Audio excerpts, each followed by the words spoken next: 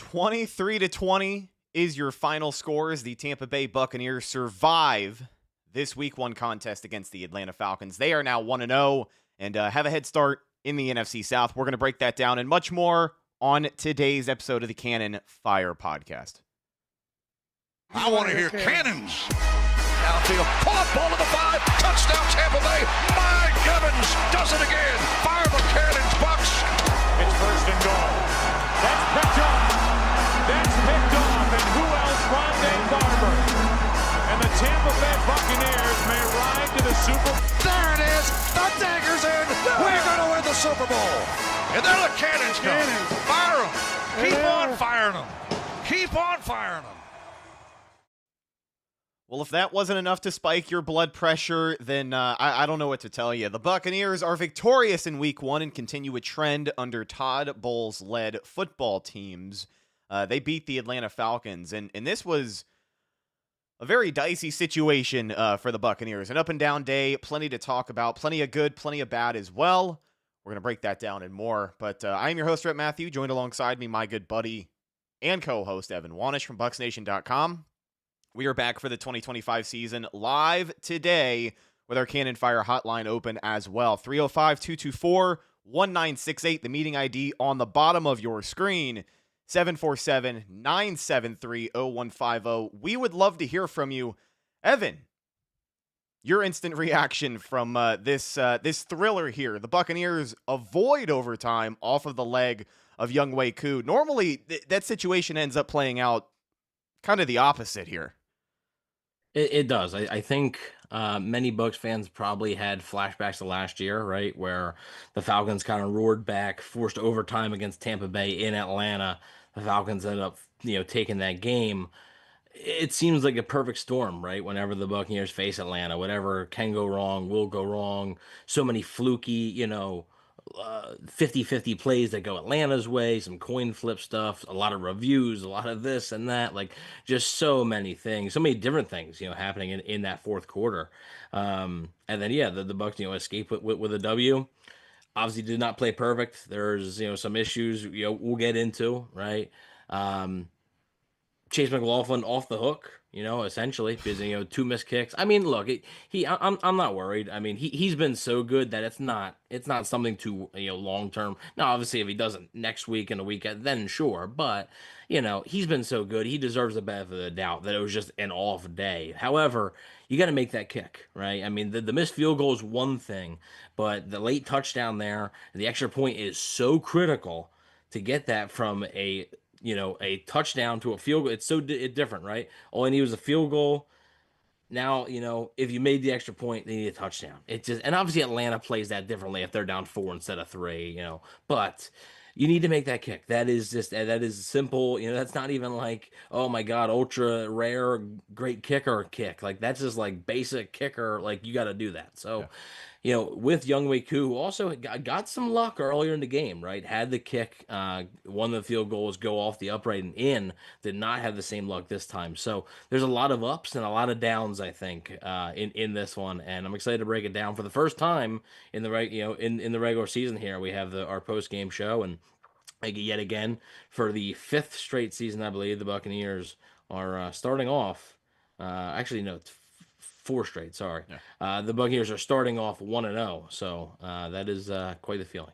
So from the top to the bottom, really, I think one of the overall themes this week is going to be a term that we throw around called ring rust. There were a lot of things, especially in the first half of this game. It was apparent that it may take a couple of weeks for some of these guys to really start to feel comfortable in their current position. I mean, we can talk about the quarterback, Baker Mayfield, who, yes, these guys did make plays down the stretch, but there were a lot of mistakes in that first half that led to this feeling like a losing effort for a good part of the game. It felt like the same old song and dance we had seen before, where sometimes the Buccaneers can fall behind, or they can ultimately end up shooting themselves in the foot, which we saw on, a couple of defensive series in the second half there. So overall, the ring rust, guys getting comfortable back in the saddle. It wasn't a particularly good day for either side of the football. On the offensive side, the Buccaneers only mustered 260 total yards versus Atlanta's 358. 159 through the air, 101 rushing yards, but Baker Mayfield was your leading rusher on the day. We saw a couple of nice runs from Bucky Irving. He got 14 carries, but held to a pretty low average of 2.6 yards. I don't know, man. I think there's a lot to break down with where we see this offense after 1 week. There's a lot of talent as well, which I'm excited to highlight, but let me get your first impressions of this offense and really first impressions of Josh Grizzard, because I think that's going to be another talking point. Execution of plays is a big factor here, but I think play sequencing and, scheming guys open is going to be another part of the discussion. What were your first impressions of Grizzard? I mean, look, I thought there were some good things. I thought there were some things that they're going to want to be, working on. I mean, I thought, and again, like you mentioned, execution matters, right? He can call the most brilliant play call of all time, but if like the left tackle whiffs on a guy and the edge rusher's free to go, like it's not going to matter, right? So like execution matters, but I do think that you can help your players out, and I thought it was a play caller who it didn't look as smooth, right, as maybe Careless did in his debut or Liam Cohen did in his debut. But I also don't think it was completely terrible. Now, I thought the first half they started off slow. I thought they started off a little bit conservative, maybe needed to settle down a little bit. And I think that that drive, that touchdown drive, the first one really helped them sort of settle down. And then I thought the offense was a little bit better, but obviously to start, I mean, two straight 3-and-outs, not the start you wanted. It seemed like the Bucs were kind of scrambling there after the quick touchdown by Atlanta to open things up, and I thought Grizzard again looked like somebody who's trying to get his feet wet a little bit, right? Trying to figure out what works and what doesn't. And yeah, I mean, you can use the preseason for that a little bit, but again, like we talk about in the preseason, defenses aren't game planning for your offense in the preseason. You're just going out there and just playing. Like you're just lining up and just playing football. So they're not sitting there in the meeting saying, okay, Tampa wants to do this, we're going to do this to stop it. So that's something I'm interested to see how Grizzard does, week to week, now that there's going to be some film, right? So like next week, Houston's going to be looking at the Atlanta film to see what the Bucs are doing on offense. I'm curious to see how Grizzard sort of adjusts things and tweaks things there. But we mentioned execution, right? And I want to get into this. I did not think it was a strong Baker Mayfield day. I thought it was actually, he made some clutch plays. Don't get me wrong, right? Like you mentioned, he was our leading rusher. I thought that's the one thing he consistently did well today, though, was using his legs. Other than that, thought he was all over the place. Questionable decisions. Quite possibly the most inaccurate game I've seen him have as a Buccaneer. I mean, he cost them several plays if the ball is just even remotely in the vicinity of a dude, and it just wasn't. Obviously, cost them a touchdown there that would have maybe put the game away to Kate Otten. I mean, me or you would have walked in the end zone on that play. Yeah. So he was that wide open, and unfortunately, Baker wasn't able to hit it. Thought he played with happy feet for most of the first half, which we'll get into it. Maybe that's because of the offensive line, but we will get into all that. But did not love the game for Baker Mayfield today, but he did battle, did come back and led the drive to ultimately, take the W. Yeah, you're absolutely right. I mean, you talked about this with Josh Grizzard, taking time to get his feet wet and settle in. That's what it looked like for this entire offense. I mean, from the top down, again, Baker Mayfield early on had those happy feet where he just looked indecisive. He didn't play at all in the preseason either. That's something to note. Looked indecisive in the pocket, wanted to, kind of step up a little bit sooner than maybe he should have, and then it got away from him. But it looked like he didn't trust the left side of that offensive line, and that was another one of the big stories that really broke within 20 minutes of kickoff. I think it was 12:42. Jason Light said on the Buccaneers radio network, oh, by the way, we're going to be moving some guys around on the offensive line. So here was your starting Bucs offensive line for week 1, which, again, was a surprise. Graham Barton starting at left tackle. Now, Barton at left tackle shouldn't shock too many people because he did play, 2-3 years of left tackle at Duke. He played it before, yeah. And I think they might have had like one training camp practice where he lined up there. He played particularly well. I know he had some all-conference honors one season for sure. Ben Bredesen was your starting center, and Michael Jordan, elevated from the practice squad this week, was your starting left guard. Michael Jordan in the starting lineup. Yeah, I mean, your left guard. Ben Bredesen, So by the way, here's- making his fifth career start at center. So not a guy that's played a lot of center.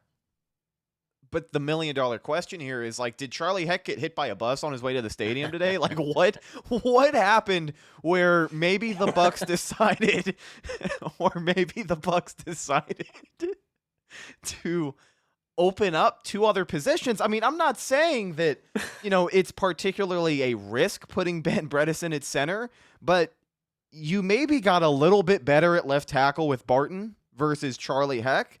And I think that I saw this thrown around as well. You probably got worse, arguably, at center and left guard. Yeah. Is that worth it, especially when you look at how long it took for this offense to find a rhythm? I mean, run lanes were very few and far in between today as well. I think that was the biggest thing. Is we have a $19.99 $20 super chat from Amazement 717. Appreciate you. Said, wow, already feeling a Bucs life in week 1. Winfield saved the game. Ibuka is a stud. Weapons will be crazy at full strength. Otten missed touchdown. Should have ended game. Overall, it's a division win on road versus a team that swept us. And then go Bucs. Also 1911 right after it says, no sweeps this year. That is correct. The Bucs will not be swept by the Atlanta Falcons this year. Hopefully, maybe the Bucs way late in the season. We're talking in freaking December, but maybe they'll have a chance to return the favor and sweep Atlanta. So yeah, we'll definitely see. But I mean, in terms of the offensive line, I thought they held, for the most part, I thought they held up okay in pass protection. Yeah. And that was one of the issues I had with Baker as well. Like it seemed like he had more time than I think he thought he did. And he was trying to get rid of the ball a little too quick. He's too quick to get outside the pocket. And the issue in the second half was mostly just, inaccuracies. But, aside from that, Falcons team bust that apparently has it out for Charlie Heck. But I was surprised, as everybody was, right? No, this wasn't something that was like rumored. Oh, they might do this. They came out of nowhere, right? Michael Jordan, like a month ago, I don't even think was on the Bucs. Like They signed him like 3-4 weeks ago. So like he didn't really play a ton with them. So again, I thought the biggest difference in the offensive line was in the run game, like you mentioned. It seemed like there was nothing to the second level, right? It seemed like the Bucs runners were getting, 2-3 yards and then stopping, and it seemed like the only time they had some success running the ball was when they pitched it to the outside away from the offensive line. So I do wonder if they stick with that again. And also this isn't something that oh my God, the offensive line just found this out. They've probably known this for some time, right? They've probably known, at least there's the possibility. And I'm sure the Bucs have practiced this. This wasn't their first time, Bredesen at center, Michael Jordan at guard, and Barton at left tackle. This wasn't their first time ever doing it. I'm sure they've done it in practice a little bit. So somebody had asked me yo, when do you think they knew? And I was like, probably the last 2 weeks or so. Yeah. They probably thought it was a possibility, but maybe, they want to throw the Falcons off the scent, sort of announcing that sort of 20 minutes before kickoff, kind of throwing things off a little bit. And like I said, for the most part, I thought they held up okay. Only give up, I believe, 1 sack right before the half there. And then, like I said, I thought the biggest issue was the lack of run lanes, which hopefully, will improve as they play together, but also hopefully will improve as, the schemes also get a little bit better. Baker Mayfield today, 17 for 32, 167 through the air, 3 touchdowns. Again, did lead the team in rushing, 5 carries for 39 yards, averaging 7.8 yards a tote. I will say this about, again, really, I'm curious to see where this Josh Grizzard offensive scheme develops into in the pass game for Baker Mayfield, because I thought early on, he didn't look super comfortable. But another thing, too, is he didn't really have as easy of a time getting the ball out of his hand in 2-3 seconds, just getting rid of it. It seemed like he was looking for his second read, his third read. He was just going down the list more times than not today. And I think that Liam Cohen did a good job at scheming these guys open to where no matter what, Baker had a safety option. And I don't know if that was the case today. Again, we got to see how things shake out. But some of the big-time plays on the offensive side of the ball that helped this team win, man, you got to talk about it. The first-round pick, Emeka Egbuka, in number 2 after a number change. We got a lot of number changes on this Buccaneers offense. A couple that we'll talk about here in a minute. But number 2, 4 receptions, 67 yards, and 2 touchdowns in his NFL debut. One of them, the first, was a 30-yard dart from Baker Mayfield over the middle, right down the middle of 2 Atlanta defenders, and Ibuka brings it down. He is the first Buccaneers rookie to register a touchdown in Week 1 since Mike Williams all the way back in 2010. And he did it twice. And he did it twice. He had the go-ahead score in the fourth quarter. I mean, what more can you ask for from this guy? We were begging the question, just how involved is he going to be in the offense? And we definitely got our answer. No, yeah, you definitely did. And look, I mean, it wasn't like they were constantly feeding him, right? Or he was getting targets all over the place and stuff, but like he made the plays that need to be made, right? And yeah, like I said, the other 2 touchdowns. Also, like, credit where credit is due. I don't think Baker Mayfield played well at all today, but both touchdown passes I thought were fantastic balls, especially the second one. The second one was a really good throw. So credit where credit is due. I thought he was inaccurate all day, but on those 2 touchdown passes, those things were a thing of beauty. Yeah, but look, Emeka Egbuka really showing you, right, why he was the 19th overall pick. And look, I mean, they don't win today if it's not for Emeka Egbuka. So, he's already making an impact. And look, I mean, that's the thing. When you draft a wide receiver, when the Bucs didn't need to draft a wide receiver at 19th overall, there's a lot of people that were criticizing it, right? Saying that how dumb it was and stuff like that. Not saying that Egbuka was a bad player, but saying, like, why would you do that? Well, this is why. And really, Ibuka's helping back it up, right? Because what you want to do is you want to come out and play good and say, like, yeah, like you're picking a difference maker at 19th overall. Forget the positions, right? Forget, oh, he plays this, he plays that. You're getting a guy that's going to help you win football games. And that's what Ibuka did today. So if he continues to do that, I think you're not really going to hear, I mean, today you're not going to hear anybody complain about the 19th overall pick being a wide receiver. So, because again, if they don't, they lose this game. So, I think it's, and obviously you can't predict that Jalen McMillan's going to go down and Ibuka's going to have an even bigger role. But yeah, he was very good, and I'm excited to see, where he goes and how his role sort of, like evolves throughout the year. He wasn't really used, and again, that's a Liam Cohen offense, is Josh Grizzard.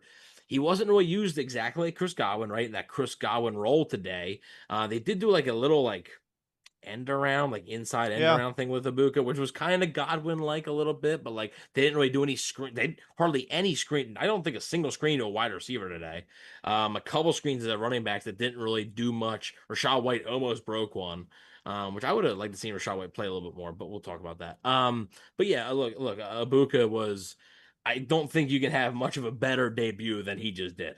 Yeah. I agree. Among some of the other top pass catchers today for Tampa Bay, Mike Evans had 5 catches, led the team in that category, 51 yards, averaging 10.2. Sterling Shepard had a couple of big-time catches, 3 receptions, 39 yards. Between the 2 of those guys, Sterling Shepard had a big-time third down conversion early on in the game. Yeah. Mike Evans on that same drive had a 4th down conversion, a very gutsy call. I think it was on the Buccaneers, 35 or 36 yard line. I think it was even further back. And they decided to go for it on 4th down. They ultimately do pick it up.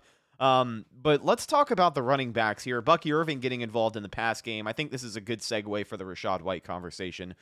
4 receptions, 8 yards for Bucky Irving. It was clear. I mean, he did have a 10-yard receiving touchdown, the first receiving touchdown of his NFL career. But it was apparent that they wanted Bucky Irving to be a factor in the pass game today. And Rachaad White has, excelled and done pretty well in that spot before. He did show up in the game today. They used all 3 backs. It was one of those rare occasions where we saw Sean Tucker, Rachaad White, and Bucky Irving all come into the game. Good blitz pickup on a crucial 3rd down from Rachaad White. But I think that was the play where they just couldn't connect with Mike Evans. They had to settle for the field goal. But you get all of these guys in the game. Bucky Irving is far and away the one who's getting the most reps. And in a couple of situations where you thought you'd see Rachaad White, you saw Bucky Irving. Sean Tucker really getting your running back 2 carries. And I think they gave Rachaad White the ball 2 times. And he ran for 14 yards. Yeah, like I said, and he had that one screen, which was a really good play by Xavier Watts. I mean, like Rachaad White was going to run for a while, Yeah. like if he doesn't make that tackle. So was a really good play, almost broke it. But yeah, I mean, not really a whole lot. And I would have liked to see a little bit more, especially in the run game, because again, like efficiency wise, like Rachaad White, yeah, 2 carries for 14 yards, like 7 yards a tote, like Yeah. yeah, you would have liked to see just try a little bit more, Um, so yeah, again, I think they might throughout the year. I'm not saying that they definitely won't, but I would have liked to see a little bit more there. I thought Bucky was okay. Again, I think the lanes weren't there as much um, as maybe they could have been, and I just think that well, for one, a heck of a job diving to the pylon. I mean, he dove a Yeah. long way for that touchdown. So that was pretty good, but.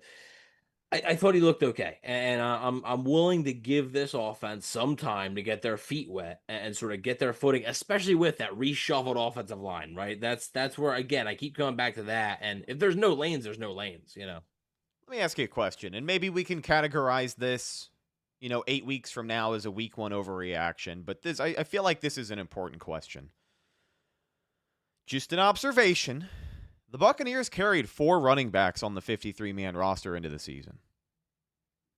Sean Tucker got your running back 2 carries. He was the second running back to have his hands on the football today, after a pretty heavy dose of Bucky Irving. Again, could be a week 1 overreaction, could not be. Do you think Rachaad White will be a potential trade candidate before the deadline?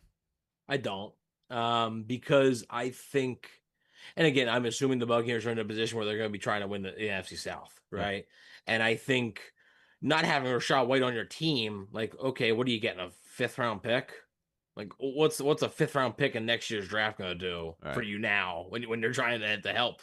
What if Bucky Irving goes down? Then you're left with Sean Tucker and Josh Williams as your 2 running backs. Like, Josh Williams was a healthy scratch today. Like he was one of their inactives. So like I think, and again, hopefully not. But if the Buccaneers are in a position where maybe the season is not going well, then okay, maybe. But like and it's a logical thing, right? Rachaad White's a free agent after the season. He's probably not coming back. If he's not coming back, well, then maybe you get something for him, right? Rather than lose him for nothing. But I would be pretty darn surprised. I still think Rachaad White's gonna have a role in this offense, even though it wasn't as big of a one today. No, I tend to agree. I think that just like you had said, the possibility of Bucky Irving, especially with the amount of work that we've seen him get, I know it's only been 1 week, but he's going to get his this season, and that could come with missing some time at some point. And when you look at your depth chart, if you're missing Rachaad White, you don't know how it's going to look if you have a majority of Sean Tucker in that game. I don't know. Hopefully we don't have to find out. It's definitely interesting, but again, I'm curious to see how the Bucs running game looks when Tristan Wirfs comes back. Yeah. Like, when he returns and the Buccaneers can go back to the offensive line the way they want to do it.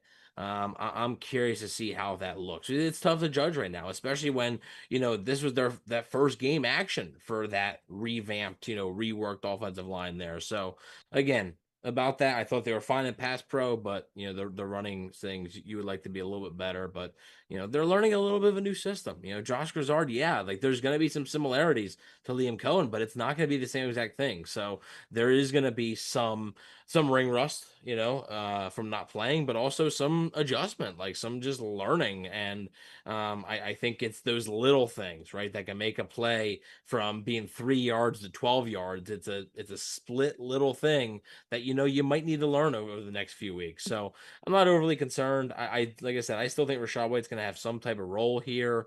Sean Tucker was a kick returner for the most part. Actually had a pretty decent return to help set up the Bucs in good field position to go down and take the lead. So I mean that was a positive thing. I think Younghoe Koo actually was the one to bring him down. So if that doesn't happen, Tucker may have ran a little bit more even. So and we'll talk about the special teams in a little bit, because there's good, but then there's bad as well. But yeah, like I said, I don't think Rachaad White's going anywhere. I think he's gonna have a role, and I think Bucky Irving, I would like to see a little bit less of him, because I think he's a great player. But I think I mentioned this a couple of episodes ago too, and I was kind of like killed for it in the comments, I think. But I just think the offense works better when it's Irving and someone, not just Bucky Irving, just like, not just the Bucky Irving show. I think he's better as a complimentary guy. If you want to have him have 65% of the snaps, okay, but just don't let it be 75, 80% of the snaps. Like, I think he's best served as a guy to complement someone as well, so work together rather than be the bell cow. Well, and I truthfully think an example of that could be just the pass game and how the running backs were involved today in that Buccaneers passing game. It really could beg the question, Bucky had 4 catches today. What would it have looked like if Rachaad White had 4 catches and Bucky Irving still had the same amount of carries he finished with? It begs the question. But from the 626, it is our first call of the 2025 season. You're on the Can of Fire podcast. Who's this? What's up, guys? It's Richard T. from the What, Coleman? There you go. That was a long delay there. Appreciate you, Richard. The first caller of the 2025 season is none other than Richard T. from the West Coast. So waiting all what off I'm season. talking about. Well, what's up, guys? How you guys doing? Good, How are you, man? Hey, I'm on some new wonky type earphones. Let me know if you can hear me okay. You sound okay to me. You haven't cut out yet, so if you do, I'll interrupt you and let you know. But what are your thoughts on this game, Richard T? Again, I'm sure that your blood pressure went up. If you had an Apple Watch, it may have let you know that your heart rate is rise quite a bit. I got an advisory warning on my watch during the fourth quarter. Wild finish. Yeah, well, luckily I work here at a hospital, and definitely I was ready for the meds if a cardiac event happened. But yeah, it was quite the week one. Definitely a close game as you guys predicted for sure. We were kind of hoping for a higher score production for the Bucs, but you know what? 23 points. It's more than 20. It's not that bad. Baker didn't play all preseason. Most of the starters didn't play all preseason. So, give it time. The train will run its course and we'll get on track. Yeah. I think that, kind of like you said, give it a little bit of time. Give it a couple of weeks and see what this team looks like by week 4, by week 5. I think the ring rust was prevalent, but this is also a division game, and this is how these games sometimes go. They can be tic-tac. I mean, let's not talk about that drive from hell again in the fourth quarter where it seemed like every 2 or 3 plays Atlanta was having a call go up to the booth to be reviewed on replay for an extra 5 minutes. Those kinds of plays are so common, especially in the NFC South, but between these two teams and the Falcons and the Buccaneers. We remember Antoine Winfield Jr. and his goal line saving fumble. Was it Desmond Ridder a couple of years ago? I mean, this is nothing new. Unfortunately, the Bucs were on the receiving end of some bad calls today, but they had a couple swing their way. And again, a 23-20 victory, you can't be mad about it. I like a week 1 victory. I think everybody can go to work on Monday happy about a week 1 victory. An ugly win is still a win, Richard T. Final thoughts before we let you go, my friend. I'm a little disappointed with our pass rush, considering on the right side or their right tackle. We really thought that Hassan Reddick was going to have a better day. And I mean, kudos for the Falcons. They prepared for that. They did. It's either they did better than expected or we did worse than expected, and I don't know which is which. But week 1.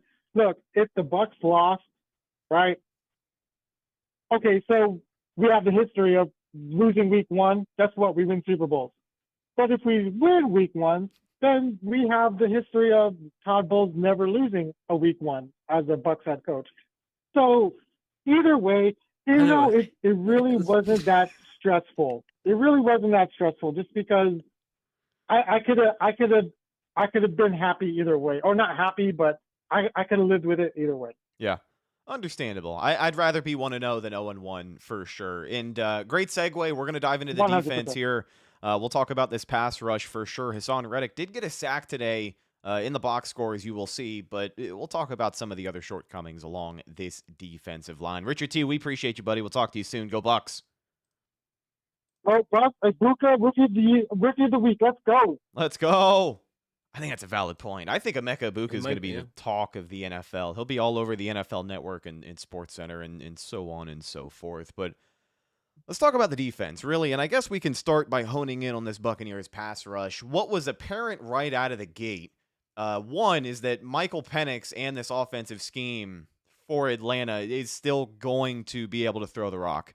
They had, I think in that opening quarter, they had 102 yards versus the Bucs 2 in those few opening series. Michael Penix was lethal early and often.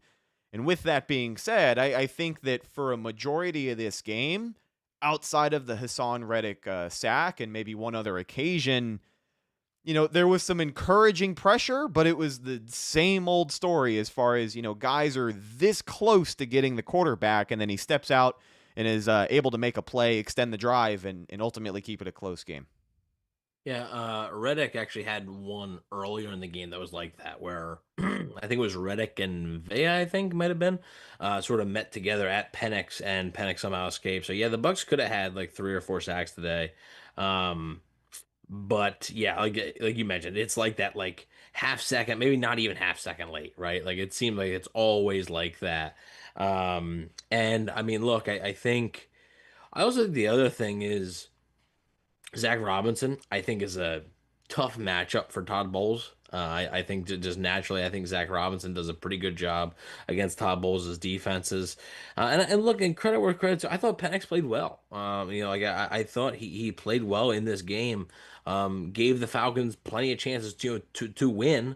And if his defense makes a stop, they do end up winning. If his kicker makes the kick, maybe they go to overtime and win. So like he did enough. Like I mean, sometimes you give credit to the opponent. Like I thought he played well.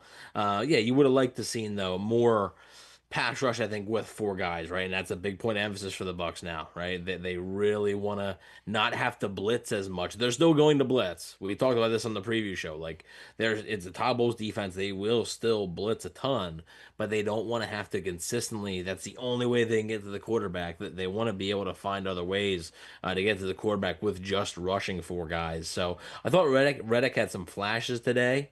I believe, he already tied his season total from last year in sacks, so that's good. And hopefully, the other guys, Diaby didn't do a ton today, did actually have a sack, which was negated by a face mask by Jamel Dean. So I shouldn't say he didn't do anything, but, yeah, I didn't think Dean played awful besides that penalty. Like, I thought the defense themselves, Atlanta comes out, they score quick, right? Ugly possession. After that, though, really after their 4th down stop, I thought they settled in pretty nicely. Yeah. For the most part, that 4th quarter was a little crazy. Obviously, you had an 18-play drive by Atlanta there, with a bunch of reviews and penalties and this and that and everything. But for the most part, I thought they had settled down okay. Just kind of missing that turnover, I think, as well. That's another key thing. Zion McCollum had two picks, in his hands. Yeah. One of them wouldn't have counted anyway. It was a roughing the passer. So even if he caught it, like it was coming back. But I guess true Bucs corner fashion, he gets paid and then he drops 2 picks and gets hurt in the game. So that's just that's the sign that he's now truly a Buccaneers corner. I think he's okay. I think he came back. He did come back, and when the Falcons were running one of their 700 plays out of the red zone today, he was a part of a goal line stop. Oh my God, that was like that. That was like that Washington, like the 5th down game, right? Yeah, where you had it was 4th and goal, and then you had the offsetting penalties once, and they had a 5th and goal basically, and eventually, the Bucs defense gave in. But like I said, I thought they didn't play awful today. Now the one thing I want to bring up. Yes. Look, I mean, I think we're thinking the same thing here. Servazier Dennis is just, I don't know. I don't know, man. I'm willing to give him the benefit of the doubt, right? I'm not going to throw in the towel after one game. But, man, and Bijan Robinson is a great player, right? Yeah. He's one of the top backs in the NFL, going to be a top back for a long time. It's not like this is some slouch. But, man, he had a tough go of it today. He really did. Bijan Robinson had him in a blender. And there was times he didn't look like he knew what he was doing. Like, he didn't look like he knew where to go. He got benched. Like he ended up getting benched in the game for Deion Jones. He eventually came back in, But I don't know, man. It seems like the Bucs will never be able to find a running mate next to Levante David who can play consistent football. And somebody actually mentioned, they were like, why is it like these guys play great in a rotational role, right? But then as soon as you make them a full-time starter, they turn to a pumpkin. Like, yeah, I'm like, yeah, that's kind of true. Rough day for Servassier Dennis. I will say this about the situation with Servassier Dennis. What spoke a lot to me is how he answered to coming back into the game, because as you had mentioned, he was benched. He was pulled for Deion Jones. I think it was third quarter, right? It was sometime in the second half. I think it was after the big. There was a third down, and he lost contain on Robinson, just let him right behind him. It was like a 25-yard gain. I think after that he was benched. He got pulled for a couple of series after that. Deion Jones came in, but then he came right back in and made a big time play. Made a couple of big plays, which I like to see. I like that he came right back into the game and he answered immediately. How do you answer to being benched in the game, right? So he came out and he did that. But yeah, I agree. He was picked on today. He was exposed. He was just left on an island a few times with some talent. And I thought what was interesting, and I wanted to get your thoughts on this. There was the play where Michael Penix, diving towards the goal line, gave himself up, was ruled down at the 1, but the ball came out of his hand. Nobody tried to touch him, but the one player who could have was Servassier Dennis, who kind of looked like a deer in headlights. If he even tried to tackle Michael Penix right there, I don't know if I'm convinced if the call is overturned, but I feel like it maybe betters your chances. Mm-hmm.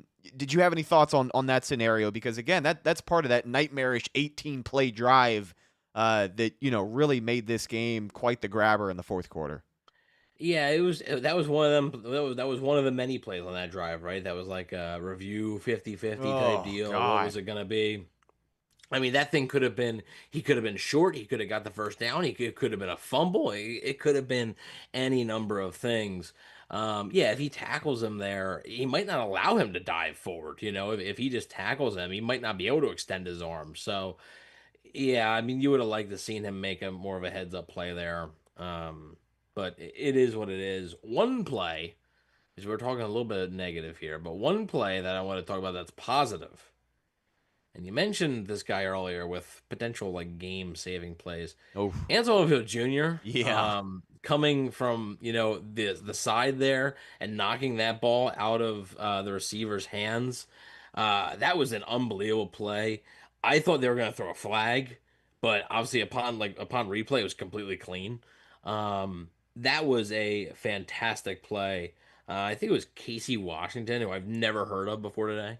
But I think that was the receiver, and he was wide open. And I wish they would have shown a replay. It looked like Dean was on the ground, so I wonder if it was Dean's man, if he slipped or something. I don't know if it was Dean's man.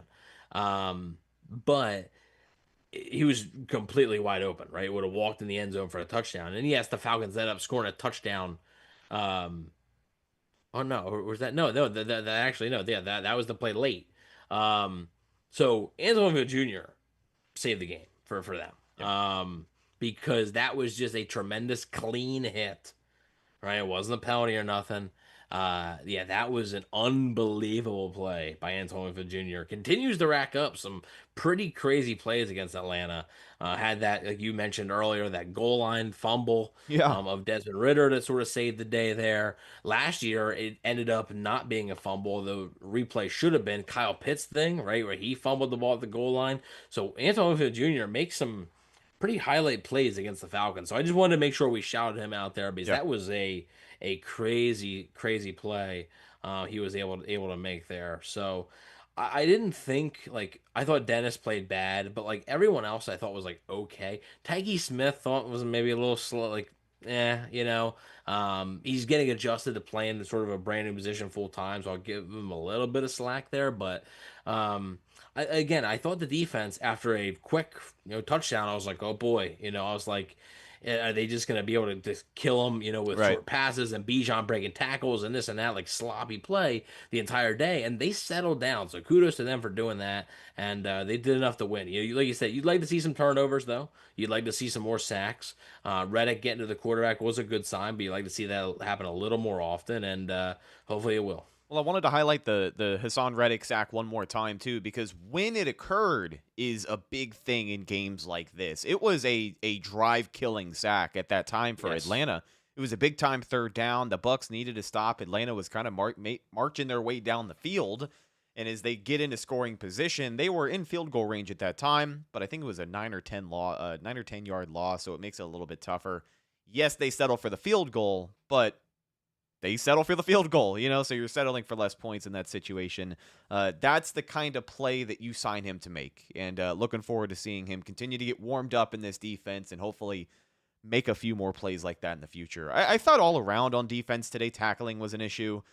Maybe we can attribute that to a week 1 thing. It kind of always is a discussion this time of year, so I feel like by week 4 or 5, we can kind of put that behind us, hopefully, especially with a lot of the veterans on this team. But yeah, tackling was all over the place. It seemed like there were a lot of Falcons players who were making plays after contact. But I wanted to ask you really about Todd Bowles. A lot of people are going to have takes about Todd Bowles, and maybe the penalties factor into this discussion, maybe they don't. But in a lot of ways, as we have said before, this felt like a good old-fashioned, same old Bucs versus the Falcons game in a lot of ways. Shooting yourself in the foot with penalties, allowing the Falcons just to continue to make their way downfield. But coaching malpractice is not a new topic on this show, and this time the subject is breaking. I'm sure you've never heard this before, but timeouts. Timeout usage. Oh, my God. Timeout usage. So Todd Bowles burned a timeout early in the third quarter. He coaches for the Falcons now. That's what that was. Todd Bowles burns a timeout early in the third quarter, and then this kind of came back to bite us later on. So there was a Tez Johnson reception. Very insignificant. It was like a 5 It was like a 6 or 7 yard gain. Yeah, it was going to set up, I think, 3rd and short. Yeah. And nobody really was in a hurry to get a playoff. It ultimately ends up being a review, and the play is overturned, which sets up 3rd and long. Obviously, the Bucs can't convert, and that's fine. But it's fine. It's the details that go into that. It was the fact that I think it was a good 25-second period after that reception that guys kind of were just walking around and waiting for something to happen. It was like Todd Bowles was waiting for Raheem Morris to throw the challenge flag. They could have got another playoff. I know you don't really want to run a random play on 3rd down and set yourself up for failure. Or, I'm sorry, 2nd down. It would have been 2nd down at that point. So it would have been 2nd and short. But it's no, that was a 2nd down play. It would have been 3rd and short. Okay, excuse me then. Yeah. But yeah, this was just, this is a conversation we've had before, but I want to get your take on it. Bucs couldn't get the playoff, and ultimately it kills the drive. So the broadcast, I think, explained it well, right, as to why the Bucs were kind of hesitant to snap the ball. I think they kind of assumed that it was going to be a replay assist thing. Yeah. Then it wasn't a replay assist thing. The Falcons weren't challenging it. So they were like, okay, I guess we're good to just take a timeout because, like you said, we don't want to just run a freaking random play that we don't have planned. And then, I guess, Todd Bowles is probably, in his head, he's probably like, oh, geez, okay. I didn't think they were, that's my guess, that they thought, right, when they're just sort of sitting there, they thought the refs were going to step in and say, hey, we're going to look at this, we're going to overturn ourselves. Yeah. That didn't happen. So then they're like, okay, I guess we're good to take a timeout because I guess it's not, if the Falcons aren't going to challenge it and it's not going to be overturned. But in turn, it almost like Bowles was like, hey, Raheem, are you challenging it yet? I can wait a little bit more. All right, I'll check. All right. You need a little bit more time? Okay, I'll call a timeout for you. Yeah. All right, there you go, buddy. So, yeah, very insignificant, right? Like, it wasn't like it wiped out a 30-yard gain or anything. But it's like, dude, I don't even care. Run the play. Run a random play. Like, oh, you can't say, oh, they're not. Just take the play. Yeah. Okay. Like, oh, we thought the replay assist was going to step in. They didn't. So just do it. Like, why are you, like, you bailed out the Falcons, like you bailed. So not only, in that turn, right, you went from a 3rd and 3 back to a 3rd and 8. You lost a timeout, and the Falcons still kept all 3 of their timeouts. That's a bargain for them. I mean, that is just an unbelievable An unbelievable thing. So yeah, that's the one brain fart that Todd Bowles had in this game, because luckily it didn't come back to bite him too much.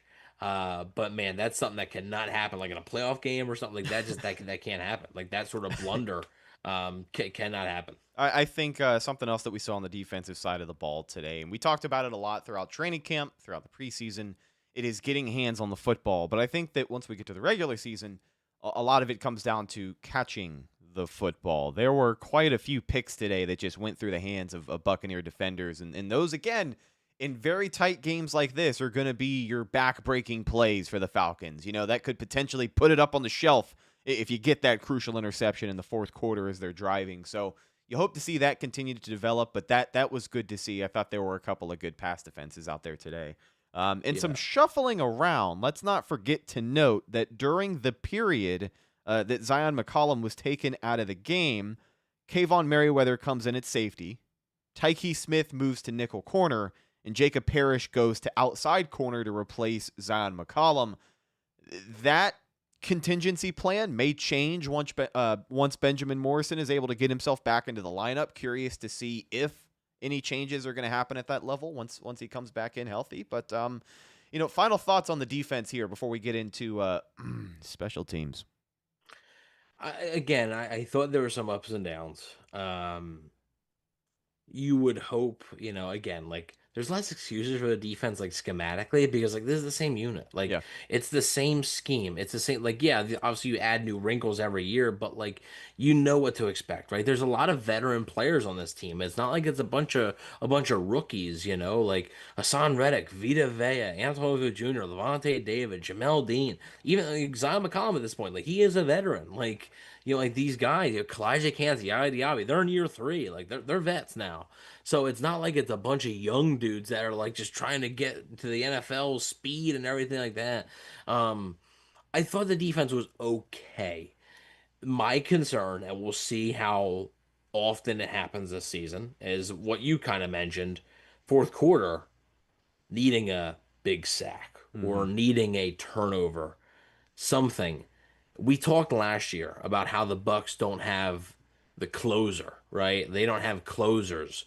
They don't have guys to shut down a drive late in the fourth quarter, or, man, you really need a pick here, or you need some type of spark play. Boom, there it is. They lacked those guys last year.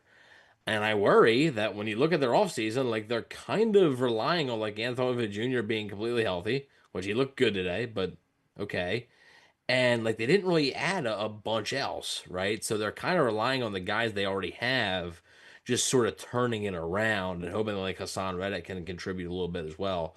So that's my biggest concern still coming out of this game, is like, like, to set up that field goal, right? Man, with seconds, let somebody get to the quarterback, right? Yeah. Take a sack. That kills that for Atlanta. Somebody pick it off, right? When Atlanta was trying to score a touchdown, right? Somebody make a play to pick the ball off. That's what still concerns me a little bit with the defense. I thought they played okay. It wasn't a terrible effort, but I do have some concerns about closing the games out. It is a winning effort at the end of the day, which, again, is all that matters in the NFL. We're just going to have to see how they can build this win headed into week 2. Moving on to special teams, I want to talk about a highlight here, and this is a special guy because at the end of the day, we were talking about Cameron Johnson a couple of months ago about, potentially being the odd man out in the wide receiver room. After drafting Tez Johnson, there was a lot of discussion about, Trey Palmer, Cameron Johnson, Raheem Jarrett, these guys who were kind of at the bottom of the depth chart, where they were going to end up now that you have these additional players coming in. And not only does Cameron Johnson make the 53, but he returns a punt for the Bucs. And he doesn't just return any punt for the Bucs. This is an insane stat, all right? Cameron Johnson today returned a 53-yard punt for the Tampa Bay Buccaneers, marking the team's longest, here's a trivia question, since Bobby Rainey had a 58-yard punt return in 2015 against the Jacksonville Jaguars. It has been 10 years since the Buccaneers have had a punt return that long. I'm glad to see that Cam Johnson has made the team. I know some people may be disappointed expecting Tez Johnson there, but in my opinion, that's exactly why Cam Johnson made the team. his ability to rip out plays just like that one. Hopefully we see a lot more of them this season. Well, to be completely honest with you, whenever they said Johnson, I thought it was Ted Johnson. Yeah.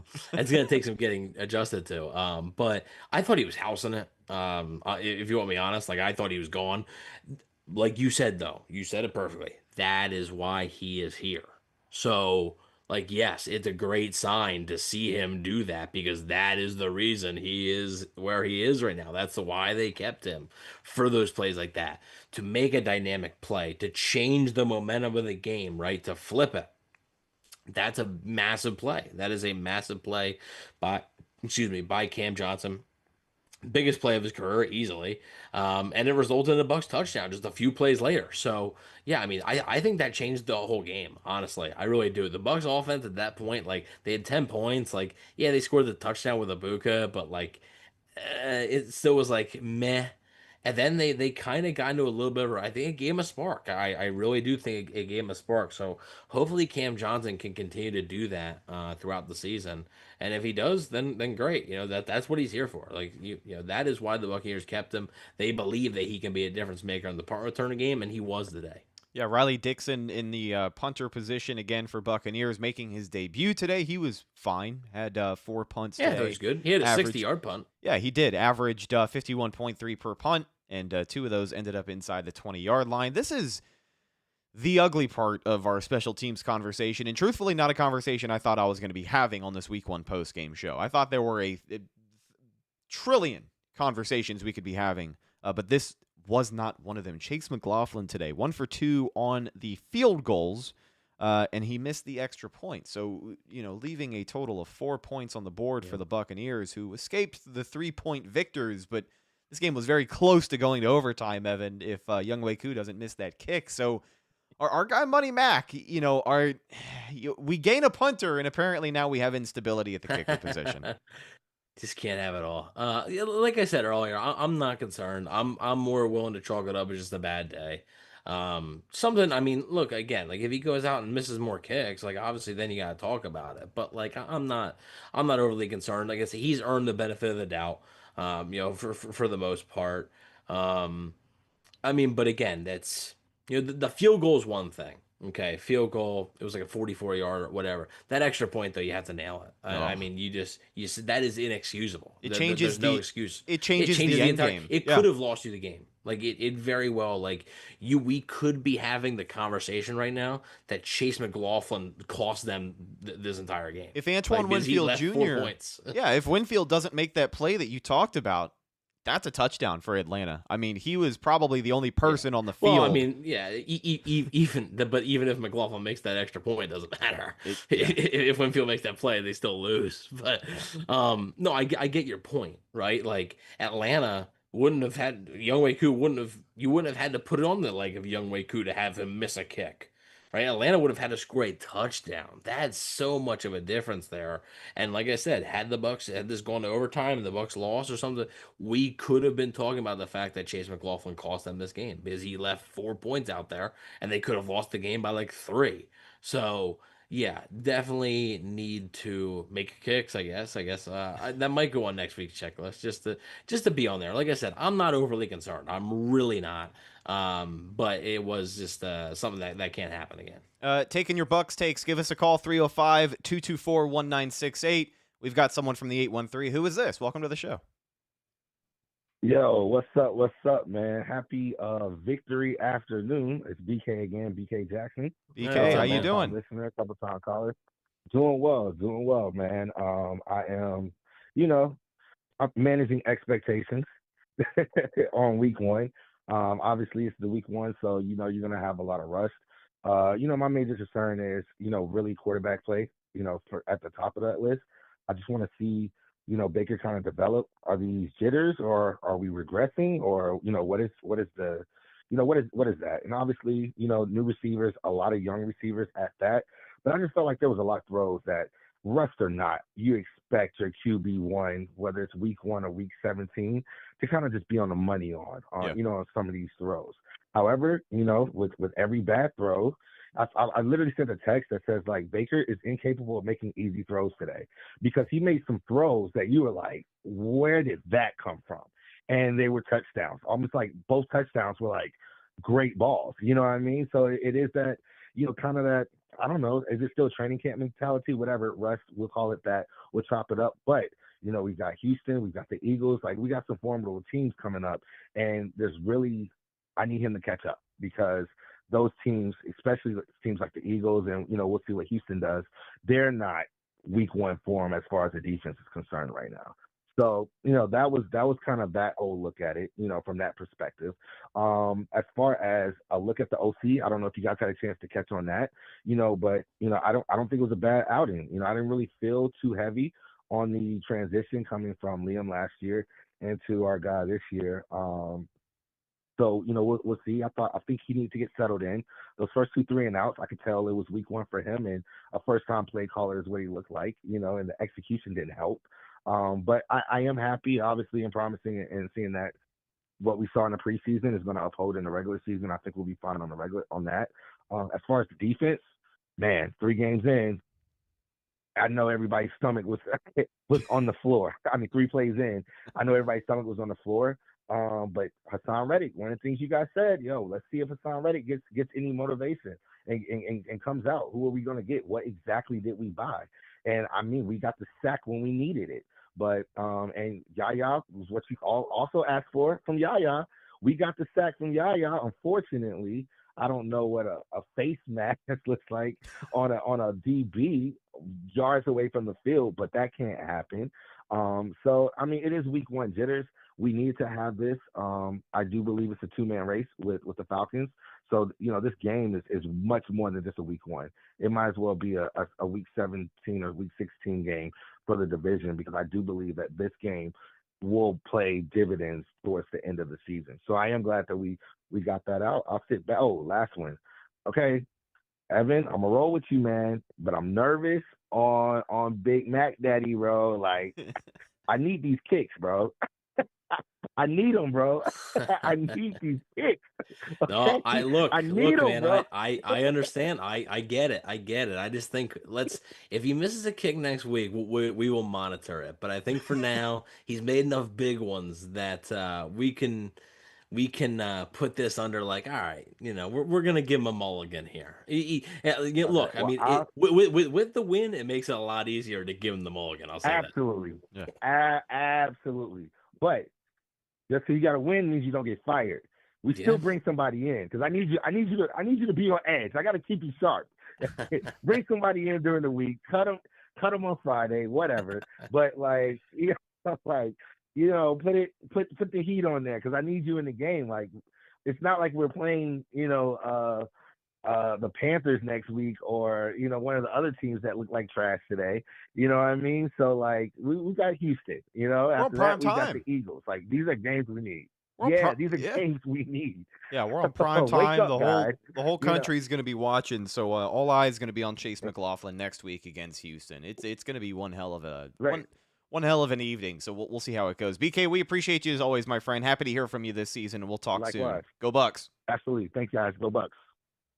Evan, I think that we have covered pretty much everything that we wanted to today. This is our last call for any calls. Again, number on your screen, 305-224-1968. The meeting ID on your screen as well, 747-973-0150. We would love to hear from you. Appreciate everybody in the chat hanging out with us. It's Ed, Richard T, Devin, Clark, John, Ryan, K-pop lover, Game On, Amazement 717, and of course our good buddy MK Mikey Kelly holding it down. I mean, look, shout out to Amazement for the super chat. We appreciate it. Gonna be able to go get some Wendy's after this, but absolutely. Yeah, I mean, look, and I wanted to touch on one more thing in regards to Baker.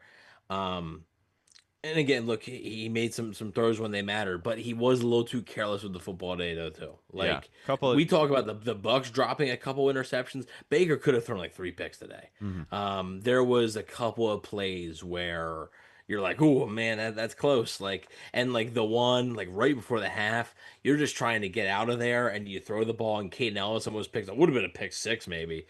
Kate Otten is never open on that play. I don't know what he's looking at. It's like sometimes Mayfield today it was like a one read quarterback almost, and if that one read wasn't there, he was just his brain was scrambling.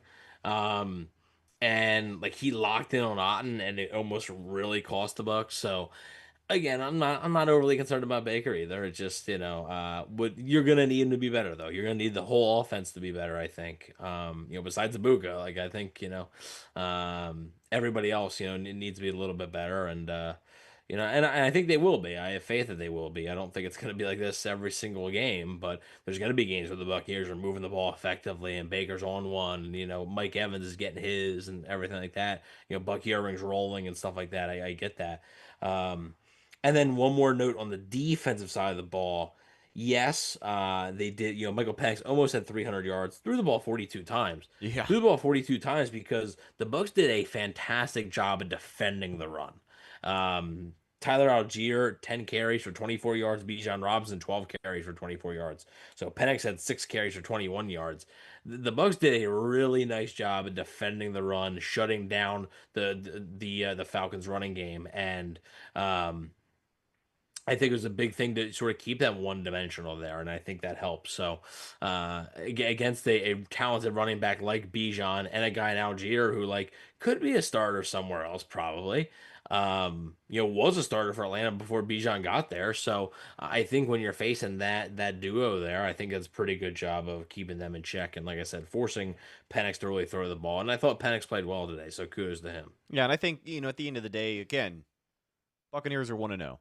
Your coaching staff, your front office, your roster, regardless of who played well and who didn't, you got to be satisfied with a winning effort, and a winning effort against an NFC South opponent. So now the Buccaneers are solely in first place of the NFC South, which is good because you don't have any opponents in the division for at least a couple more weeks.